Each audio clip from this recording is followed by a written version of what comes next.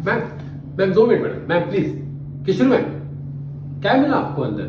क्या उद्दीर मानुस मिला आपको अंदर?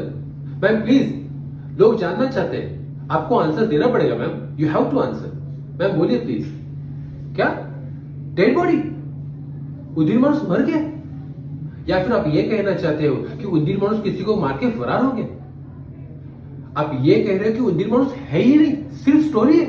तो फिर वो क्या है जो गाय भैंस मर रहे हैं, जो गायब हो रहे हैं, जो झोपड़पट्टी के बच्चे गायब हो रहे हैं, उस पर क्या एक्सप्लेनेशन देना चाहते हो मैडम? मैडम प्लीज, ऐसे नहीं जा सकते मैम। मैम मैम, आपने देखा किशोर मैडम ने किसी भी क्वेश्चन का आंसर नहीं दिया। ये पुलिस वाले एक्सप्लेनेशन देना नहीं चाहते हैं, लेकिन हम यहाँ पे डटे हुए हैं और सिर्फ आपके लिए। सबसे आगे, सबसे पहले मैं सचिन, कैमरामैन राज के साथ KTV 24 आवर्स।